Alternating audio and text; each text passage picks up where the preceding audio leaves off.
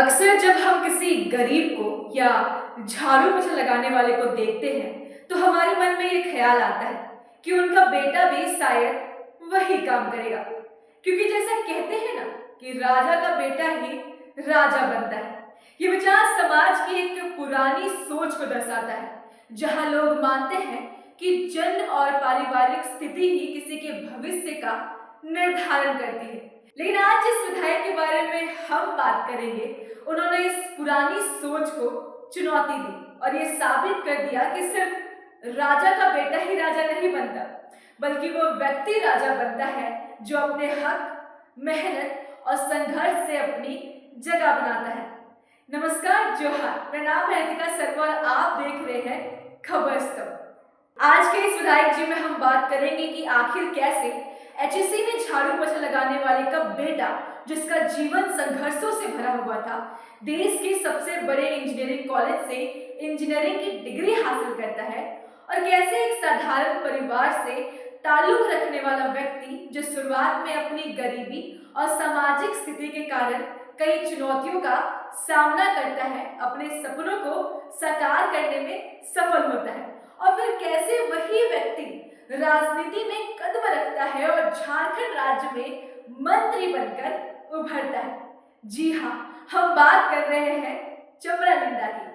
चमरा लिंडा की कहानी एक प्रेरणा है जो ये साबित करती है कि अगर इरादा मजबूत हो और संघर्ष करने की लगन हो तो कोई भी मुश्किल और सामाजिक स्थिति सफलता की राह में बाधा नहीं बन सकती।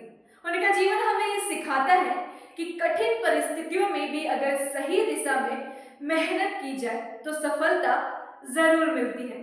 चमरा लिंडा आज 54 वर्ष के हैं, लेकिन जब भी वे अपने बचपन के बारे में बात करते हैं तो उनकी आंखों में वही आग और जोश झलकता है। वो याद करते हैं कि कैसे उनके माता पिता जो एचएससी में झाड़ू पोछा का काम करते थे, अपने गरीबी और मुश्किलों के बावजूद उनकी शिक्षा में कोई कसर नहीं छोड़ते। उन दोनों के लिए अपने बच्चों को अच्छे स्कूल में पढ़ाना ही सबसे बड़ा सपना था और वे हर हाल में उसे पूरा भी करना चाहते थे। चमरा लिंडा बताते हैं कि जब वे छोटे थे और लोग उनके माता पिता से ये सवाल करते थे कि उनके बच्चे कहाँ पढ़ते हैं, तो उनके माता पिता स्कूल का नाम बताते थे और ये सुनकर बहुत से लोग हैरान हो जाते थे। हकीकत में एक झाड़ू पोछा करने वाले का बेटा उस स्कूल में पढ़ रहा था जहां बड़े बड़े लोग अपने बच्चों को भेजते थे। यह देख उनके माता पिता के चेहरे पर गर्व और आंसू होते थे, क्योंकि उन्होंने अपनी पूरी जिंदगी का संघर्ष इस एक सपने के लिए जिया था। उनकी मेहनत और उनके माता पिता का संघर्ष उनके भीतर एक आग भर देता है। उन्होंने न केवल यह महसूस किया कि शिक्षा से ही उनका भविष्य बदलेगा, बल्कि वह इसे अपनी जिम्मेदारी मानते हुए दिन रात एक कर दिए। 12वीं की शिक्षा उन्होंने संत जेवियर स्कूल से पास की और फिर बीआईटी मिश्रा से इंजीनियरिंग की डिग्री हासिल की। चमरा लिंडा का सफर एक कठिन संघर्ष का उदाहरण है, लेकिन ये भी बताता है कि अगर कोई सपना हो और उसे पूरा करने की इच्छा सच्ची हो तो कोई भी मुश्किल रास्ता नहीं रोक सकता। उनके जीवन में यह पल बहुत महत्वपूर्ण थे जब उन्होंने महसूस किया कि किसी का जन्म या पेशा उसे उसकी मंजिल तक पहुंचने से नहीं रोक सकता। उनका संघर्ष आज भी लाखों लोगों के लिए प्रेरणा का स्रोत है। चमरा लिंडा की कहानी झारखंड के ग्रामीण पृष्ठभूमि से उठकर राजनीति के शिखर तक पहुंचने की एक प्रेरणादायक गाथा है। वे झारखंड मुक्ति मोर्चा के विधायक और हेमंत 2.0 कैबिनेट में मंत्री के रूप में उभरते हुए एक सशक्त नेता के रूप में पहचान बना चुके हैं। उनका जीवन संघर्षों और मुश्किलों से भरा है, लेकिन उनकी मेहनत और दृढ़ निश्चय ने उन्हें सफलता की ऊंचाइयों तक पहुंचाया है। 2014 में चमरा लिंडा ने भारतीय जनता पार्टी के समीर उरांव को बिष्णुपुर विधानसभा सीट पर 10,843 वोटों के बड़े अंतर से हराकर अपनी राजनीति में कदम रखा था, और ये जीत उनके संघर्ष, समर्पण और सामर्थ्य का प्रतीक बना, जो ये सिद्ध करती है कि कठिन परिस्थितियों में भी अगर सही दिशा से मेहनत की जाए तो सफलता जरूर मिलती है।